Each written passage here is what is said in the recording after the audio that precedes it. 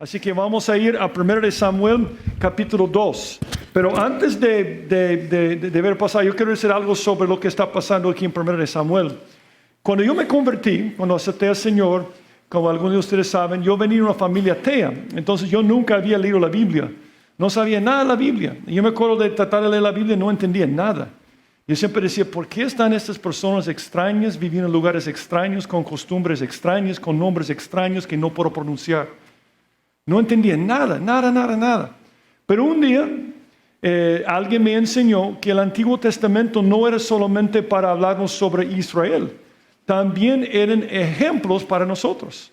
Dice en 1 Corintios 10 que cada cosa que pasaba en el Antiguo Testamento es un ejemplo para ti. Y yo aprendí cómo hacer una aplicación devocional o doctrinal para mi vida. Y es impactante porque cuando lees el Antiguo Testamento de esta forma, después entiendes por qué Dios dejó algunas historias y quitó otras historias del Antiguo Testamento. Porque Él dejaba todo lo que era para tu beneficio personal. Pero para entender la aplicación tenemos que siempre entender la parte histórica, ¿verdad? La aplicación histórica. Y por supuesto estamos hablando de unos sacerdotes malos que tenían un sistema de sacrificios que estaba fallando. Y como Dios llamó a un hombre que se llama Samuel. Y yo quiero recordarte cómo funciona la Biblia. En el Antiguo Testamento el sistema de sacrificios existía para poder acercarse a Dios. El pecado era como una barrera, entonces la forma de acercarse a Dios era por medio de un sistema de sacrificios. Los sacerdotes existían para conectar el pueblo con Dios y viceversa. Básicamente esto. Entonces en el Antiguo Testamento los sacerdotes eran la tribu de Leví, un grupo selecto que ellos podían representar al pueblo que estaba fuera del tabernáculo, del templo, para acercarse a Dios. Ahora en el Nuevo Testamento murió Jesús por nuestros pecados, ya no hay necesidad de este sistema de sacrificios, y ahora somos sacerdotes Jesús, pero ¿quiénes son los sacerdotes de hoy en día? Muchas personas creen que los sacerdotes o son cleros, curas, sacerdotes de la Iglesia Católica, o son pastores. Muchos creen que cada vez que habla de un sacerdote del Antiguo Testamento está hablando de un pastor. Yo me acuerdo cuando mi segunda hija era muy chiquita, no me acuerdo cuántos años tenía, pero una compañera le preguntó en la escuela, ¿qué hace tu papá? Entonces ella dijo, bueno, él sale a predicar el Evangelio en diferentes lugares y enseña la Biblia, y explicaba todo lo que hacía. Entonces dijo la niña, o sea, es un padre entonces. Y mi hija dijo, claro que sí, es mi padre, ¿verdad? Pero yo no sé cuántas veces mis hijos han dicho de sus amigos, creen que yo soy un padre evangélico, como un sacerdote evangélico. No, la Biblia enseña que los sacerdotes son cada persona que conoce a Cristo. Un sacerdote es un creyente, no es un pastor, no es un clero, es un creyente en Cristo. Dice la Biblia, vosotros también, Pedro lo dice, como piedras vivas ser edificados como casa espiritual y sacerdocio santo. Si tú conoces al Señor, eres un sacerdote. Tú eres un sacerdote. Para ofrecer sacrificios espirituales, aceptables a Dios por medio de Jesucristo. Nosotros somos los sacerdotes. Ahora, ¿qué pasa cuando los sacerdotes son malos, como en este caso? Leamos lo que dice en versículo 12. Versículo 12. Los hijos de Elí eran hombres impíos y no tenían conocimiento de Jehová. ¿Qué pasa cuando el sacerdote no conocía a Dios? Era una cosa terrible. Y uno dice, ¿cómo es que un sacerdote no puede conocer a Dios? Cuando es un falso hermano. Y la Biblia nos advierte mucho de los falsos hermanos. Muchas personas creen hoy en día que si yo me congrego, entonces yo soy un cristiano. Pero si tú tomas un zorrillo y lo llevas a un salón de belleza y echas perfume, arregles su pelo, trata las uñas, hace todo lo que necesita para ser bonito este zorrillo, cuando sale del salón de belleza, ¿va a apestar o va a tener un buen olor? Va a apestar, porque siempre es un zorrillo. Uno puede congregarse todos los domingos y no ser un hijo de Dios. Eso es lo que está pasando aquí. Estos hijos de Elí estaban siempre cerca de Dios, pero no tienen ninguna relación con Dios. Y esa es la cosa más triste que puede pasar a una persona. Es crecer en una iglesia y nunca conocer a Dios. Solo tener una religión nada más. nunca oír la voz de Dios en su corazón, nunca sentir la presencia de Dios en su vida. Eso es lo que pasaba con estos hombres. La Biblia nos dice, examinaos a vosotros mismos si estáis en la fe. Probaos a vosotros mismos. ¿O no os conocéis a vosotros mismos que Jesucristo está en vosotros, a menos que estéis reprobados? Julio habló en el primer mensaje de la religión fallida. En el segundo mensaje, hace 2 semanas, la religión fructífera. Y yo voy a hablar sobre la religión falsa. Lo que vamos a ver aquí es un cuadro de la religión falsa. Sacerdotes que no conocen al Señor. Son como personas que van a la iglesia, vienen a la iglesia, pero no conocen al Señor. Y es una cosa que termina muy mal para ellos. Y termina muy mal para ti si no conoces al Señor. ¿Cómo saber si tienes una relación con Dios? Es lo que vamos a ver esta mañana, pero vamos a orar primero. Padre, gracias por este tiempo que nos ha dado esta mañana para reunirnos en tu nombre. Gracias por tu presencia entre nosotros. Donde 2 o 3 están congregados en tu nombre, tú estarás allá. Tú nos prometiste esto. Y nosotros sentimos tu presencia. Y yo te pido, Señor, al estar viendo este pasaje, que hables a nuestro corazón. Y si hay alguien aquí que solamente tiene una religión, pero no tiene relación contigo, te pido que toques a su corazón para que te pueda recibir. Así que nos ponemos en tus manos y te pedimos que nos hables. En el nombre de Jesucristo te lo pido. Amén. Primer principio, sigamos leyendo, versículo 13. Versículo 13 dice, y era costumbre de los sacerdotes con el pueblo que cuando alguno ofrecía sacrificio, venía el criado del sacerdote mientras se cocía la carne, trayendo en su mano un garfio de 3 dientes, y lo metía en el perol, en la olla, en el caldero o en la marmita. Y todo lo que sacaba el garfio, el sacerdote lo tomaba para sí. De esta manera hacían con todo lo israelita que venía a asilo. Asimismo, antes de quemar la grosura, venía el criado del sacerdote y decía al que sacrificaba, da carne que asar para el sacerdote, porque no tomará de ti carne cocida sino cruda. Y si el hombre le respondía, queme la grosura primero y después toma tanto como quieres, él respondía, no, sino dámela ahora mismo, de otra manera yo la tomaré por la fuerza. Era pues muy grande delante de Jehová el pecado de los jóvenes, porque los hombres menospreciaban las ofrendas de Jehová. La primera cosa que vemos en la persona que no tiene relación con Dios es ver lo que puede sacar de Dios. Llega a la iglesia para sacar algo de Dios, no para sacar fruto. Ana se sacó de Dios para dar a su hijo. ¿Se acuerdan de la historia? Ella quería sacar fruto para Dios. Pero los hijos de Elí llegaban delante de Dios para sacar algo para ellos, carne y grasa. Es la primera cosa. ¿Cómo saber si tienes una relación con Dios? Mira lo que sacas. Mira lo que sacas. La Biblia enseña algo tremendo, algo que vemos mucho en las epístolas de Pablo. Una persona sin Cristo vive para sí mismo. Cuando una persona verdaderamente se convierte, vive para el Señor. Es la diferencia. Una persona sin Cristo y una persona con Cristo, ambos pueden orar, ambos pueden leer la Biblia, ambos pueden congregarse, ambos pueden ganar almas. Pero ¿cuál es tu motivación? ¿Lo haces para sacar fruto para Dios o lo haces para sacar algo de Dios? Esa es la gran diferencia. La Biblia dice en 2 Corintios 5:14, porque el amor de Cristo nos constriñe, nos compele, nos obliga, nos fuerza. Pensando esto, que si uno murió por todos, luego todos murieron y por todos murió.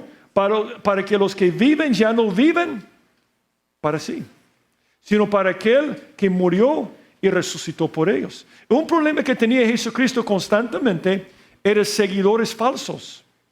¿No te impacta que cuando estaba vivo y estaba en el Sermón del Monte y estaba predicando, que venían multitudes de personas, multitudes por todos lados?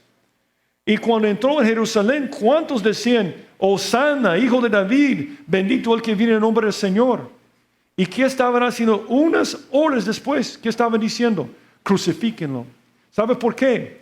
Porque cuando miraban lo que podían sacar de Jesús, entonces lo seguían. Cuando veían que iba a ir a la cruz y morir por sus pecados, ya no podían sacar nada y no querían seguirle. Un buen ejemplo es Juan 6:26. Jesús alimentó a los 5,000. Cruzó el mar de Galilea y todos lo siguieron. Y cuando llegaron donde Jesús, responde Jesús, les dijo, de cierto os digo que me buscáis, no porque habéis visto las señales, sino porque comisteis el pan y os saciasteis. Hay muchas personas religiosas en este mundo que ven lo que saquen de Dios. Ese es su propósito. No te debe extrañar que en el mundo hay muchos religiosos sin relación con Dios, porque su motivación es que puedo sacar de Dios a venir aquí. Algunas personas me dicen, ¿cómo puede alguien ser un sacerdote y no conocer al Señor? Yo tengo una pregunta. ¿Cómo puede alguien congregarse todos los domingos y no conocer al Señor? Es tu motivación. ¿Tú vienes para sacar algo de Dios o vienes para dar algo a Dios? Es la gran diferencia. Miren lo que los llaman. Dice, los hijos de Elí eran hombres impíos. Hombres impíos.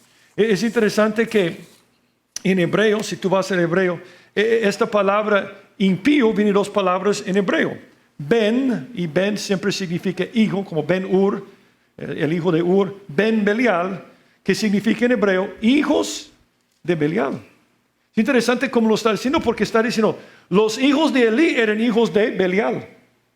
Eran hijos físicos de sumo sacerdote, pero espirituales de Satanás. Es lo que está diciendo aquí. Como muchas personas que se congregan. Puede ser que sus papás sean evangélicos. Muchas personas me dicen, yo le pregunto, ¿cuándo te convertiste? Siempre estaban en la iglesia. Igual a ellos, los hijos de Elí. Ellos siempre estaban. Esto no te salva. No te salva que tu mamá sea creyente. No te salva que tu papá sea creyente. Tú individualmente tienes que conocer al Señor. O vas a terminar como los hijos de Elí, que no tienen ninguna relación con ellos en este momento. Solo veían lo que podían sacar de Dios. Eran como una persona que dice, voy al domingo para ver lo que puedo sacar, ¿verdad? Yo conocí a un hombre que llegaba a la iglesia cuando faltaba 10 minutos, todo el tiempo. Pero le pregunté, ¿por qué llegas cuando faltaba 10 minutos? Y yo me di cuenta que él representa a muchas personas. Él llegaba porque era empresario. Y si uno llega a la iglesia, Dios le va a bendecir en su trabajo. Muchas personas tienen esa creencia. Y a veces cuando no nos congregamos y algo malo nos pasa durante la semana, pensamos porque no fuimos a la iglesia. Nada que ver. Nada que ver. Si tú vienes a la iglesia para que el Señor te bendiga, hijos de Elí, hay que recibir a Cristo entonces. Porque la motivación completamente equivocada. Ahora, mira lo que hacían, versículo 13. Y era costumbre los sacerdotes con el pueblo que cuando alguno ofrecía sacrificio, venía el criado del sacerdote mientras se cocía la carne, trayendo en su mano un garfio de 3 dientes y lo metía en el perol, en la olla, en el caldero o en la marmita, y todo lo que sacaba el garfio del sacerdote lo tomaba para sí. De esa manera hacían con todo israelita que venía a asilo. Eso es tremendo, porque esos son personas que quieren adorar a Dios. Llegan para adorar a Dios. ¿Y cómo funcionaban los sacrificios? Ellos daban los primogénitos de sus corderos, de sus vacas. Ellos daban lo mejor que tenían para Dios. Y tenían diferentes tipos de sacrificios. Algunos, por supuesto, tú ya sabías esto, eran para su pecado, ¿verdad? Cuando era para su pecado, no comían de la carne. Pero había un tipo de sacrificio, que era el sacrificio de paz. El sacrificio también de acción de gracias, donde compartían la carne con los sacerdotes y con el pueblo. De hecho, los levitas no tenían terrenos. Ellos no tenían una fuente no tenían ingresos. Entonces tenían que vivir de los sacrificios. Dice, los sacerdotes levitas, es decir, toda la tribu de Leví, no tendrán parte ni heredad en Israel. De las ofrendas quemadas a Jehová y de la heredad de él comerán.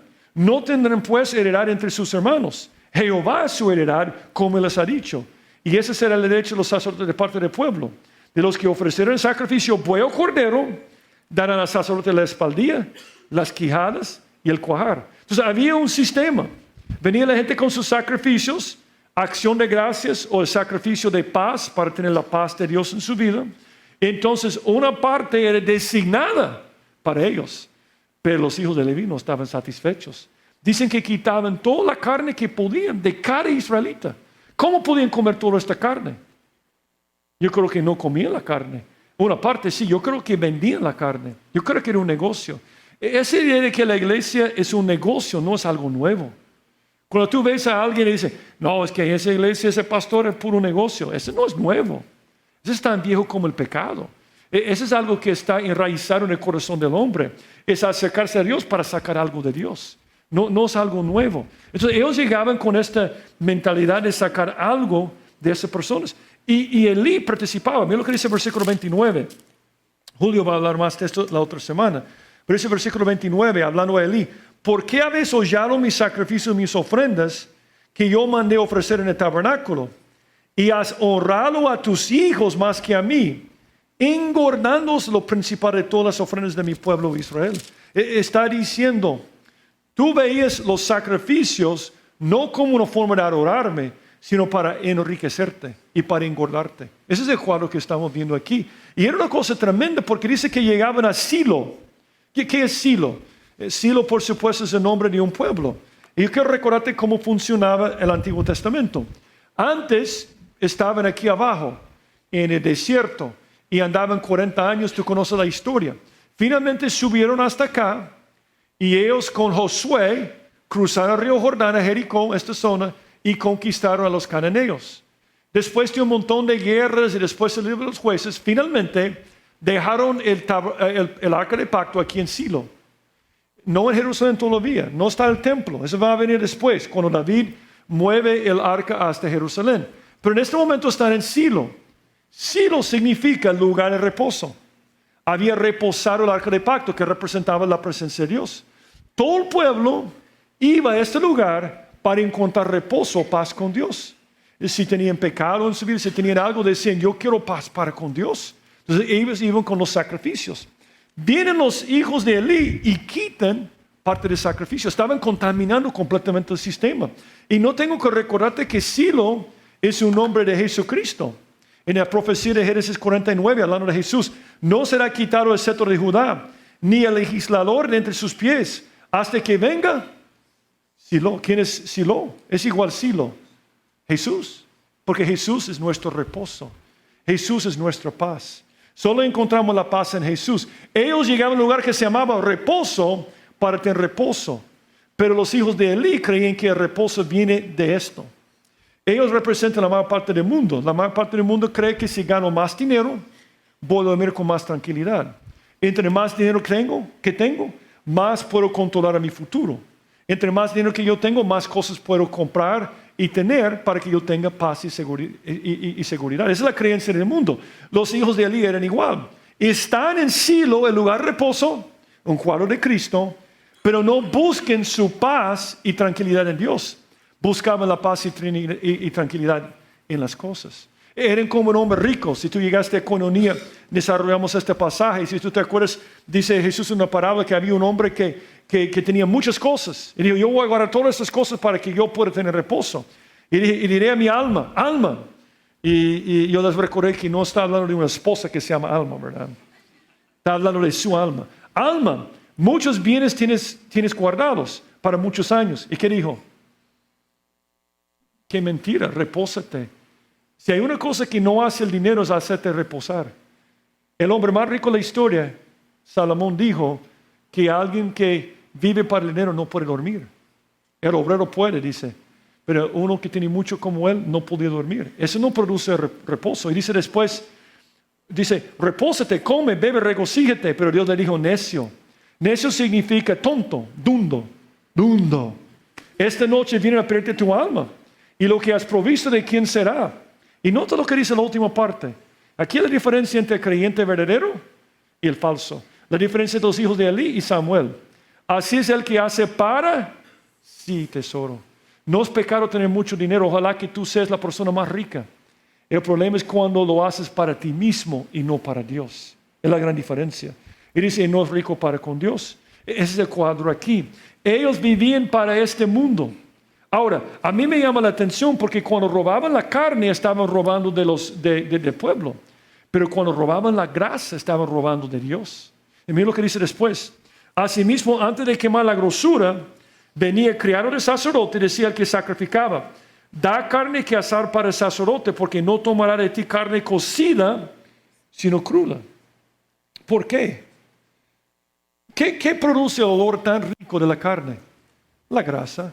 Cuando tu vecino está asando carne, ¿qué produce este olor? La grasa. ¿Por qué es mejor la carne en Nicaragua que acá?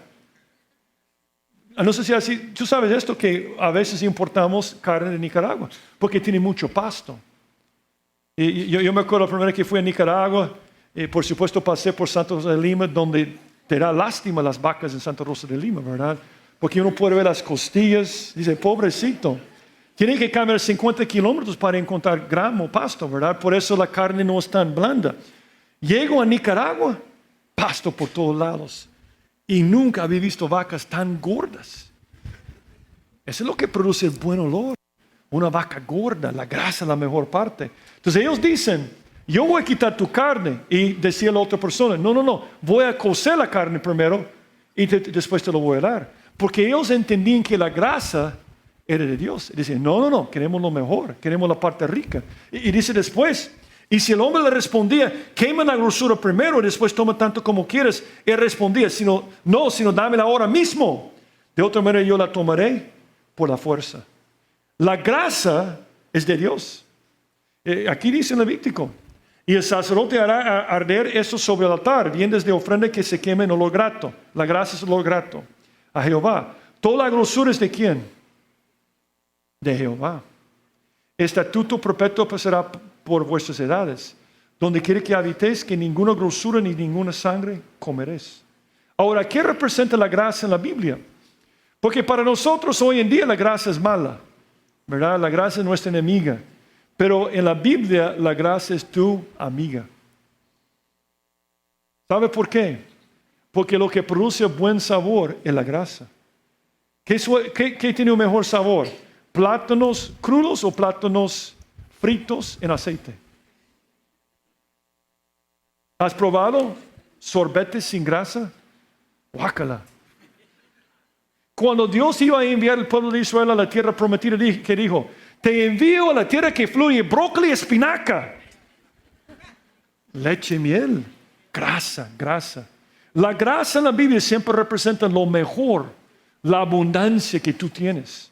En el Antiguo Testamento, porque era una cuestión física, la grasa era literalmente grasa de los animales y prosperidad física. Por eso dijo cuando iban a ir a Egipto, porque José estaba en Egipto, y tomar a vuestro padre y a vuestras familias, a venir a mí, y que yo os daré lo bueno en la tierra de Egipto y comeréis. ¿Qué dice? La grosura de la tierra. Yo voy a decir algo sobre Dios. Él quiere que tengas la grasa. Él te ama tanto que quiere que tengas la grasa. Pero hay un problema con la grasa. La grasa es mi amiga cuando estoy comiéndola, pero si no la quemo, es mi peor enemiga. Dios te da grasa para que la quemes. Te da dinero, te da tiempo, te da talentos. Y cuando no lo haces, te vuelves en un evangélico gordo. Muchos evangélicos gordos nunca sirven al Señor, nunca queman la grasa. El problema es que antes vivíamos en el campo. Todos nuestros ancestros eran del campo. Y comían crema, queso, plátanos fritos. Esa era su dieta. ¿Y ha visto el campesino que trabaja duro? Es gordo. Pero solo come grasa. Pero quema la grasa. Pero ahora en la ciudad quemamos la grasa. Todavía hay algunos que sí, algunos que no, ¿verdad? Es nuestra enemiga ahora la grasa, ¿verdad? Porque no la quemamos. Es igual con Dios. Dios te regala un montón de cosas. Pero muchos de nosotros decimos, bendición, no voy a hacer nada. Y terminamos negando a Dios, muchos. Dice la Biblia, solo un ejemplo, dice de Dios, lo hizo subir sobre las alturas de la tierra y comió los frutos del campo. E hizo que chupase miel, grasa de la peña, y aceite, grasa del duro pedernal, mantequilla. ¿Has probado mantequilla directamente hecho de una vaca? Es increíble la grasa. No es margarina, es mantequilla. Leche de ovejas. ¿Cuántos han probado leche directamente de una vaca? Vamos a decir vaca, ¿verdad? Porque no tomamos de oveja. Es rica, ¿verdad? La leche, porque tiene mucha grasa. Con grosura de corderos. Carneros de Basán. Los carneros de Basán eran conocidos por su grasa.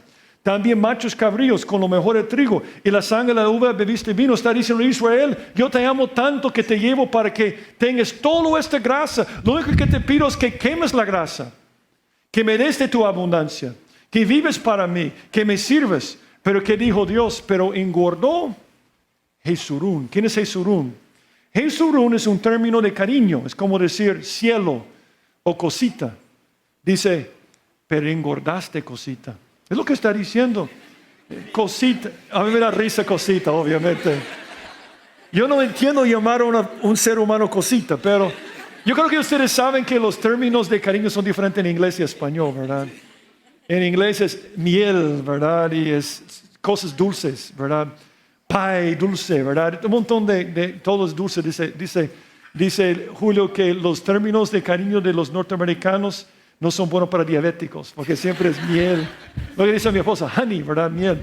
Pero, cosita me da risa. Pero está diciendo, cosita, chocolates, cosita, ¿verdad? Pupusas de queso, quesadilla. Entonces digo, pero engordaste, cosita. Es lo que está diciendo Dios. Yo te amo, te doy lo mejor, la mejor comida, abundancia, prosperidad. Pero tú engordaste, tú no quemaste la grasa porque eres egoísta y vives para ti mismo. ¿Y qué hizo después? Entonces abandonó a Dios. ¿Qué lo hizo? Algo que tú ves en toda la historia y en toda la Biblia es Dios convierte a la gente, les prospera, los hijos se engordan y rechazan a Dios. Acabo de venir de un país que está en esto. La semana pasada Julio y yo no estábamos porque estábamos predicando una conferencia de misiones. Y a mí me impactó hablar con el pastor, porque cuando viví en los Estados Unidos hace 31 años, tengo 31 años de estar aquí, la gente yo me acuerdo cuando me convertí, iba a la iglesia domingo en la noche, miércoles en la noche, domingo en la mañana, pero este país se engordó. Por eso es un país tan degenerado.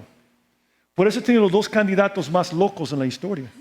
Los dos candidatos de los Estados Unidos son una vergüenza para mí, una vergüenza tremenda, pero es un reflejo de una cultura gorda. Yo no sé por qué todo el mundo quiere irse para allá para engordarse y rechazar a Dios. No lo entiendo, no cabe en mi mente.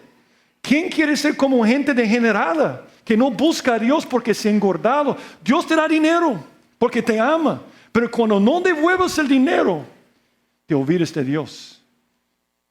Europa, igual. Entonces abandonó a Dios que lo hizo y menospreció la roca de su salvación. Respetaron a celos con los dioses ajenos. Lo provocaron a ir con abominaciones. Sacrificar a los demonios y no a Dios. A dioses que no habían conocido. A nuevos dioses venidos de cerca que no habían temido vuestros padres. Cuando Dios te bendice con tiempo, dinero, talentos y no haces nada, te engordas y rechazas a Dios. Y ese es un principio en toda la Biblia. Toda la Biblia. Por eso la iglesia evangélica de El Salvador no tiene nada de poder. Tenemos iglesias llenas. Miles de personas, te amo, te adoro, y no hacen nada para Dios. Es terrible, porque estamos perdiendo a esta generación que viene. Un niño crece con sus papás que solo se congregan, ¿y para qué quiere seguir a Dios? Si el joven que me ganó para Cristo me hubiera dicho, Steve, mira, aceptar a Cristo es lo máximo, porque podés llegar una vez a la semana, solo una vez a la semana, solo hora y media, no te preocupes, no van a predicar mucho tiempo, solo hora y media, y eso es todo. No me hubiera convertido. Me dijo, es vida y muerte. Esto me llegó, es vida o muerte. Te va a llenar, te va a satisfacer, va a cambiar tu vida. Eso me gusta. Nuestros hijos necesitan ver esto en nuestras vidas. Que no adoramos una estatua, una religión muerta. Adoramos a Dios viviente que vive en nuestras vidas y nos cambia. Y tenemos que servirle. Y eso está hablando de dinero en parte. Cuando Pablo recibió dinero, una ofrenda para las misiones, dice, pero todo lo recibido y tengo abundancia, estoy lleno, habiendo recibido de Epafrodito lo que enviasteis. Olor fragante, sacrificio acepto, agradable a Dios. Y mire cómo termina esta parte. Dice versículo 17.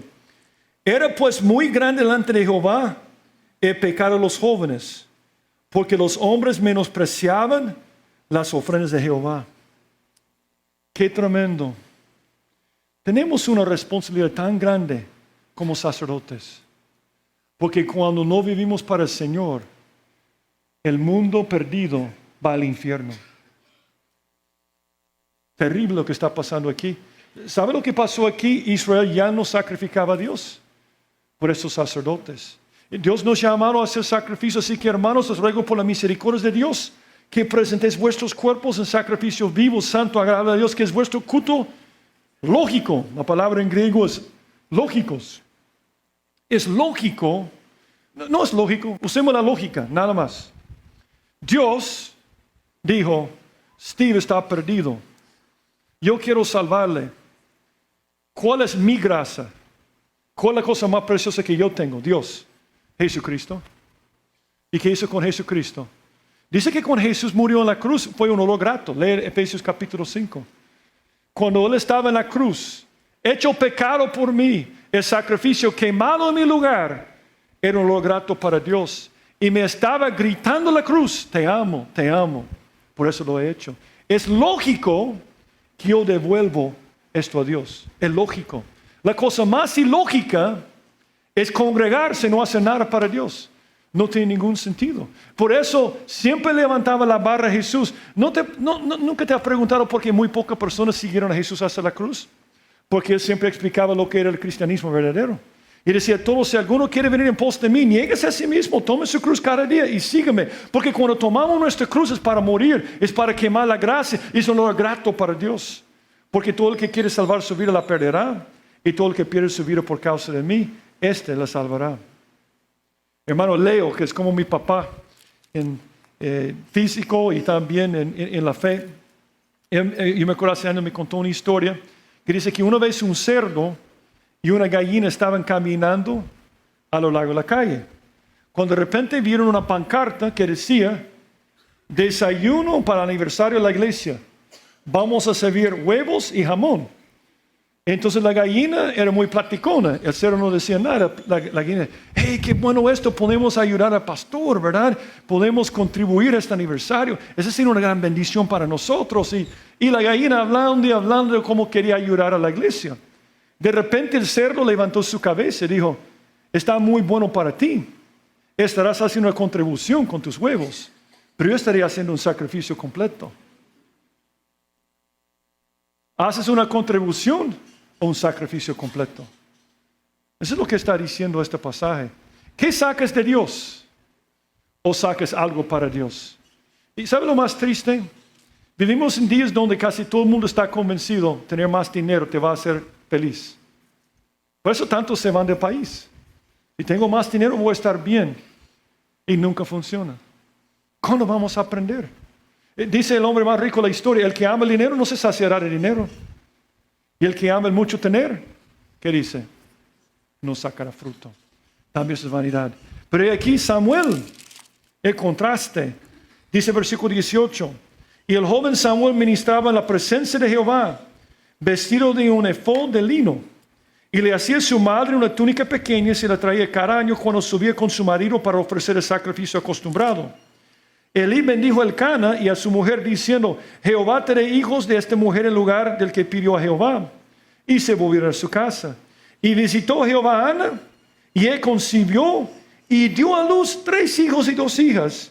Y el joven Samuel creció delante de Jehová. Qué tremendo el contraste. Ahora quiero decir algo aquí. Samuel creció en el mismísimo ambiente. ¿Cuánto nosotros decimos, no, yo no voy a la iglesia, no, yo no sirvo al Señor por esos hipócritas? ¿Cuánto nosotros tenemos una mala experiencia en la iglesia con un supuesto creyente y no queremos servir? Samuel no lo hacía. Samuel estaba con pícaros, estaba con hipócritas. Samuel no estaba con creyentes, pero estaba con Dios. En medio de un mundo perdido puedes estar con Dios. Y Samuel servía a Dios. Cuando realmente eres un creyente, sirves a Dios. Esa es la segunda pregunta. Mire si sirves. Eso es algo que hemos visto mucho en noche de jueves y viernes. Pero hay una relación directa entre adoración y servicio.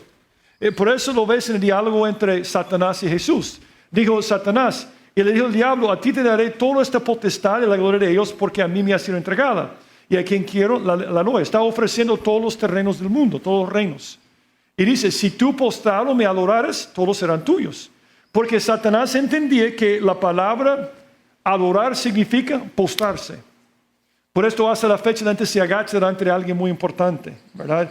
Es reverenciar o adorar. Siempre significaba postrarse. Pero era postrarse el cuerpo siempre y cuando habías postrado el corazón. Un demonio puede postrar su cuerpo y no adorar a Dios. La clave es tu corazón. Y un corazón postrado delante de Dios es un corazón que sirve a Dios. Respondió Jesús. Y le dijo, vete de mí, Satanás, porque escrito está: al Señor tu Dios adorarás, a Él solo servirás.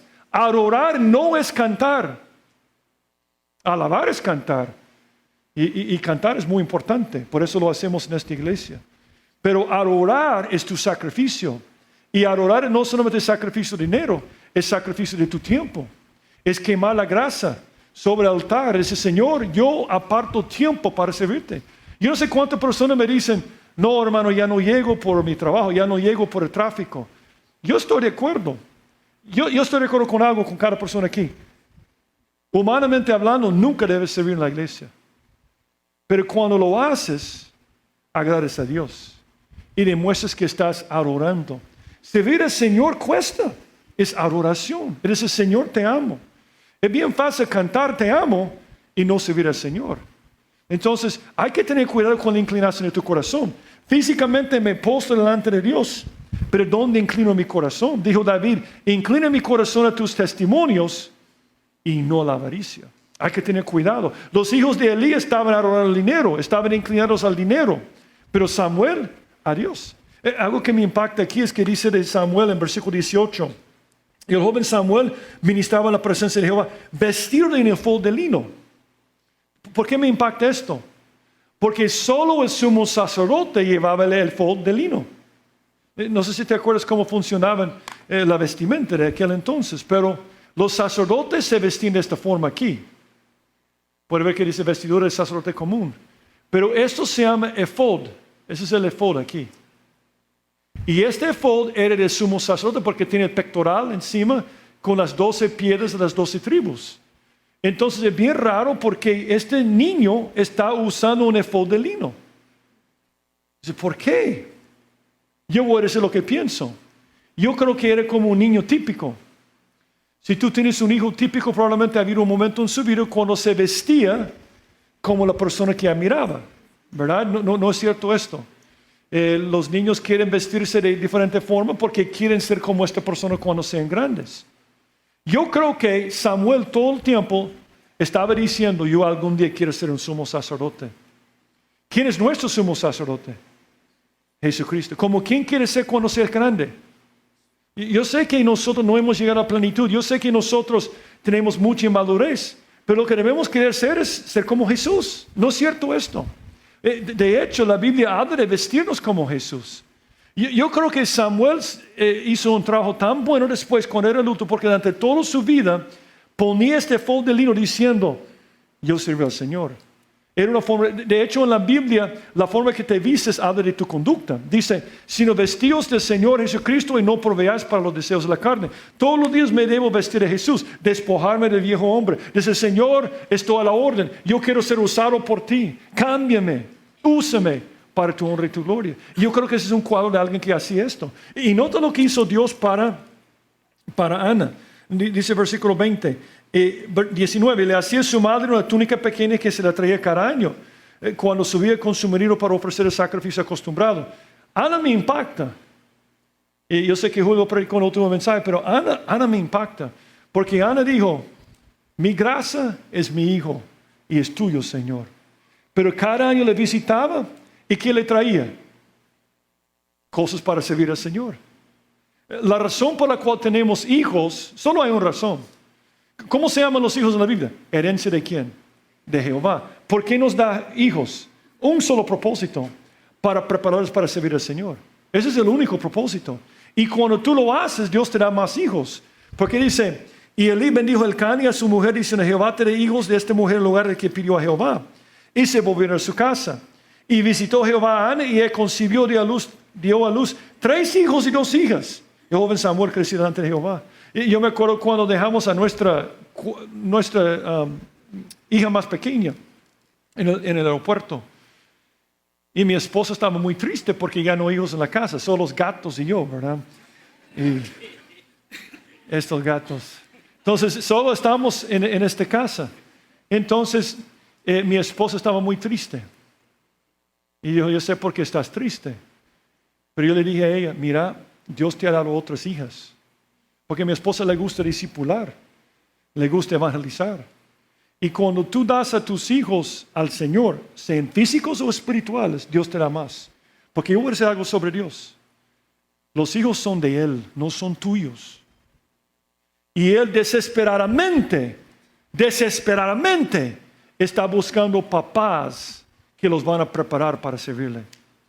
Y cuando encuentra un papá que lo hace, se le da más hijos. Esto puedo confiar en él o en ella. Y yo repito, hijos físicos o espirituales. Yo entiendo que algunos no tienen hijos espirituales. Eso es lo que hizo aquí. Ahora, terminando, versículo 22. Eso es tremendo. Versículo 22. Le dije a Julio, ¿por qué me diste el pasaje pesado, Julio? Versículo 22. Yo quiero hablar de cosas bonitas como flores y unicornios, ¿verdad? Pero me dio este pasaje tan pesado. Versículo 22. Pero Elí era muy viejo y oí de todo lo que sus hijos hacían con todo Israel. ¿Listos? Y como dormían con las mujeres que velaban a la puerta del tabernáculo de reunión. O sea, hermano, eso de que los evangélicos se acuestan contra mujeres no es algo nuevo. No. Es tan viejo como el pecado. Siempre existe la gente que hace negocio en la iglesia y se acuestan con mujeres, pero no son hijos de Dios. No son creyentes. ¿Por qué se acostaban con mujeres? Porque no conocían a Dios. Cuando conoces al Señor te satisface. No necesitas copiar el mundo. El sueño de muchos hombres es acostarse con tantas mujeres posible. Por eso un héroe de muchos es 007, James Bond. Pero si James Bond hubiera conocido al Señor, hubiera tenido una vida llena, plena, satisfecha. Pero estos hombres eran así porque nunca encontraron la satisfacción. Esa es la última parte. Mire cómo te satisfaces. Una persona que conoce a Cristo tiene satisfacción. Claro, yo entiendo que tú puedes ser un creyente y cometer el pecado de adulterio. Yo entiendo esto y el Señor te puede restaurar. Pero aquí no estamos hablando de alguien que ha hecho un pecado. Estamos hablando de un estilo de vida. ¿Ves la diferencia? Si alguien todo el tiempo se está acostando con otras mujeres o si una mujer con otros hombres, no es creyente, según la Biblia. Y voy a recordarte, los sacerdotes son cuadro de quién? Los miembros. Todos aquí están pensando en pastores pícaros. No, está hablando de creyentes, de miembros de una iglesia. Claro, hay pastores así. Y ese es otro nivel de pecado. Lee 2 Pedro 2. Un pastor que se acuesta con mujeres y no sale de pastorado, según 2 Pedro 2:14, es un falso maestro. Ese es otro mensaje. Ese es algo tan viejo también. Personas que usan su posición para acostarse con otros. Pero aquí el cuadro es de alguien que supuestamente es un creyente. Dice, me mostrarás la senda de la vida. En tu presencia, Dios, hay plenitud de gozo. Delicias a tu diestra para siempre. ¿Por qué crees tú que Jesús dijo en muchas ocasiones cosas como, yo soy el agua viva, yo soy el pan de vida? Porque estaba diciendo, no importa tu anhelo, no importa tu necesidad, yo soy suficiente para llenarlo. Si una persona no va a Jesús y busca otra cosa, es porque nunca ha experimentado la satisfacción de Jesús. Entiendo que nos alejamos y cometemos pecados, pero yo estoy hablando de un estilo de vida de toda la vida. Porque si tú has gustado, lo dice en Salmos, de Jehová, del Señor, no quieres las imitaciones baratas de este mundo. Jesús dijo a la mujer samaritana, pobrecita ella, una mujer con una vida terrible, con 6 hombres, buscando la satisfacción del mundo. Tenía que jalar agua al mediodía por la vergüenza de ser vista con otras mujeres. Y llega Jesús y dice, mas el que bebiere el agua que yo le daré, no tendrá sed jamás. Sino que el agua que yo le daré será en él una fuente de agua que salte para vida eterna. Una vez que recibes a Cristo, James Bond es un chiste. Es tiempo perdido. Porque no te llena, no te satisface. Y ese pecado es terrible porque dice aquí que dormían, estoy siempre en el versículo 22, con las mujeres que velaban la puerta del tabernáculo de reunión. Son las siervas. Mira lo que dice Éxodo 38:8. También hizo la fuente de bronce, su base de bronce, los espejos de las mujeres que velaban la puerta del tabernáculo de reunión. Son las mujeres más entregadas al Señor. Esos hombres son tan pícaros que buscan a las mujeres religiosas para acostarse con ellas. Cuando yo me convertí, tuvimos un retiro con los jóvenes. Y unos jóvenes varones me dijeron, es el mejor lugar para encontrar chicas. Estoy hablando en serio. Y lo he escuchado aquí también en El Salvador. Muchos hombres llegan a la iglesia para buscar mujeres religiosas. Y viceversa, ¿no? Pero lo que pasa es que muchas personas llegan a la iglesia porque tienen necesidad. Y un lobo sabe cómo cazar a esta persona y acostarse. Es algo que pasa hoy en día, es una cosa terrible. Es terrible. Y los pastores que se acuestan con mujeres casi siempre son siervos en la iglesia. Terrible lo que está pasando aquí. Una cosa terrible. Pero ¿por qué seguían acostándose todo el tiempo? Yo voy a decir algo sobre el pecado. Cuando decimos a nuestros hijos que el pecado no es divertido, mentimos. El pecado es divertido, por eso lo hacemos. Pero el pecado tiene dos problemas fatales. Dos problemas fatales. El pecado siempre es malo. Siempre es malo. Cuando David estaba confesando a Dios, dijo, y tú perdonaste la maldad de mi pecado. Siempre es malo, nunca es bueno el pecado. Pero el pecado tiene un segundo problema, fatal. Nunca te satisface. Nunca te satisface. Nunca. James Bond probablemente se ha acostado con 100 mujeres. Salomón tenía 1000. Salomón era 10,007. Era 070. No, estoy inventando, ¿verdad? Pero este hombre tenía 1000 mujeres.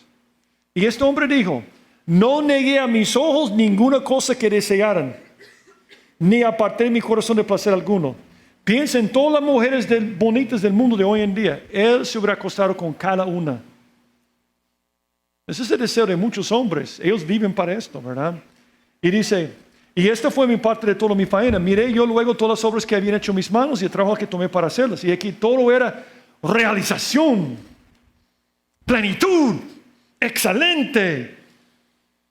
Vanidad y aflicción de espíritu sin provecho debajo del sol. Esos hombres de Elí, hijos de Elí, seguían acostándose porque nunca estaban satisfechos. Porque nunca encontraron a la satisfacción eterna, que es Jesucristo. ¿Sabe cómo es el pecado? Como jocotes. Yo me acuerdo la primera vez que vení de Sonsonate y vi en venta jocotes de corona, porque los jocotes de corona son diferentes a los jocotes normales. Bueno, yo sé que todos aquí saben esto. Pero jocotes de corona, alguien me dijo, mira, si no has probado un jocote de corona, es lo máximo. Yo pensaba que los jocotes eran pura carne. Entonces yo agarré un jocote y hice esto. Casi quebré el diente. Y yo estaba molesto. Y dije, qué ineficiente esta fruta. ¿Sabe lo que pienso yo? Esa es una creencia teológica que no puedo comprobar. Antes de la caída en el huerto de Edén, eran pura carne. ¿Por qué son jocotes como el pecado? No importa cuántos comes, nunca te llenas. ¿Cuánto fue la última vez que dijiste a una persona, quisiera una quesadilla? No, me llené de jocotes. ¿Quién fue la última persona que dijo, convídeme a hacer jocotes ahora? Uno puede comer 100 jocotes y tiene hambre. Ese es el pecado. No importa cuántas veces te acuestas con una mujer, no importa cuántas veces te acuestas con un hombre, nunca vas a estar satisfecho. Por eso esos hombres lo hacían todo el tiempo. Y mira la reacción de Elí. Elí es el padre moderno. Elí es el padre moderno. Él no cree en la disciplina. No, la disciplina no. Él va a razonar con sus hijos. Mira lo que dice aquí. Dice, y está en versículo 23. Y les dijo, ¿por qué hacéis cosas semejantes? ¿Cuántas veces papás que están aquí han preguntado a sus hijos por qué? Yo quizás 1000 veces. ¿Y cuántas veces han contestado la pregunta? Nunca. ¿Qué siempre dice tu hijo? A saber, no sé papá. Porque es una pregunta inútil. Yo vi una vez un niño que, siempre hay un niño que le gusta morder los otros niños, ¿verdad? Yo creo que de cada 15 niños que nace, uno quiere morder los otros niños. Y yo estaba cerca de una sala cuna, y uno de esos niños encima de una niña, y le mordió. Y vi a la mamá, en vez de disciplinarle, porque es moderna, ¿verdad? Como Elí, dice, ¿por qué hiciste tal cosa, Juancito? tú no quisiste hacer esto, ¿verdad? Y yo pensé, claro que sí quiso hacerlo, por eso lo hizo. ¿Por qué hacen tal cosa? Porque son malos. Necesitan disciplina. Van a ver la otra semana que nunca disciplinó a sus hijos. ¿Quieres crear un monstruo? No disciplines a tus hijos. Dice Proverbios 23:13, no rehuses corregir al muchacho, porque si lo castigues con vara, no dice chancleta en la cabeza. Jamás. De hecho, ¿sabe por qué las nalgas tienen colchones? Yo sé, para sentarse, pero no morirá. Si tú haces lo correcto bíblico, estoy hablando Biblia, no psicología moderna, Biblia. Si haces lo bíblico en las nalgas, sin ira, para corregirle, lo castigarás con vara y librarás su alma de Seol. Elí no lo hizo y fueron al infierno. Fueron al infierno. Estaban cerca de Dios. Cuando ellos comenzaron con estas barbaridades, hubiera dicho a sus hijos, hubiera castigado a sus hijos. Pero es típico de un papá de hoy en día. ¿Por qué hacéis cosas semejantes? Y es un mal papá porque está más preocupado por su reputación. Porque yo oigo de todo este pueblo vuestros malos procederes. No está molesto porque están contaminando, blasfemando el sistema de sacrificios. Está molesto porque porque él tenía una mala reputación. Y hay muchos papás así que se preocupan más por su reputación. No, hijos míos, porque no es buena fama lo que oigo, pues hacéis pecar al pueblo de Jehová. Y la Biblia dice, si no corriges a tu hijo, vas a tener una mala reputación de todas maneras. La corrección da sabiduría. Hay una conexión directa entre las nalgas y la mente. ¡Bah! Más sabio. ¡Bah! Aún más sabio, ¿verdad? La sabiduría va creciendo. Mas el muchacho consentido avergonzará a su madre. La mamá no sabemos nada de ella, pero estaba avergonzada completamente. Y dice, si pecar el hombre contra el hombre, los jueces le juzgarán. Mas si alguno pecara contra Jehová, ¿quién rogará por él? Pero ellos no oyeron la voz de su padre. Era demasiado tarde, porque Jehová había resuelto hacerlos morir. Qué terrible. El problema que tenemos que entender es que el sistema de sacrificios existía para acercarse a Dios. Era un sistema para limpiarte, para estar en su presencia. Pero si contaminas el sistema que te limpia, no hay remedio. ¿Sabe qué es el equivalente en el Nuevo Testamento? Porque si pecáramos voluntariamente después de haber recibido el conocimiento de la verdad, tú vienes a la iglesia todos los domingos y nunca recibes a Cristo. Oyes la verdad, conoces la verdad, pero nunca entras en relación con Jesús.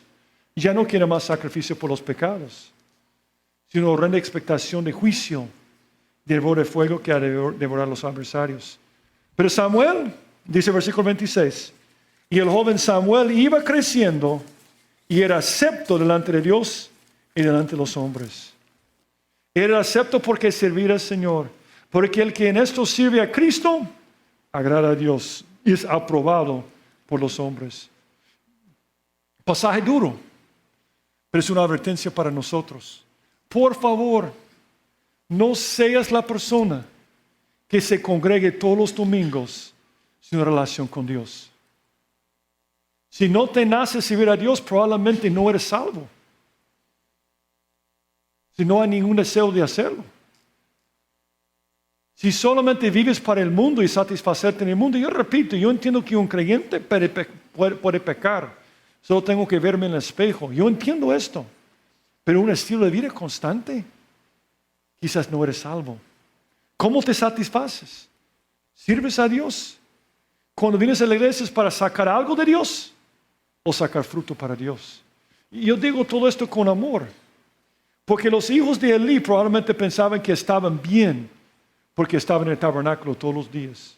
Estaban ministrando todos los días. Estamos bien. Y fueron directamente al infierno. Qué terrible estar tan cerca de Dios y terminar mal. Mira lo que sacas. Mira si sirves. Y mira cómo te satisfaces. Vamos a orar. César.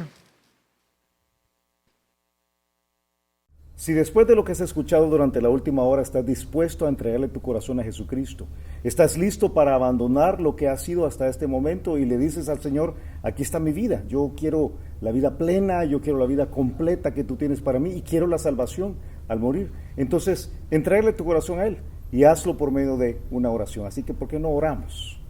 Bueno, y tú puedes repetir esta oración conmigo. Vamos a orar y repite estas palabras al Señor si quieres recibir a Jesucristo. Oremos. Padre, gracias por tu amor y gracias por tu salvación.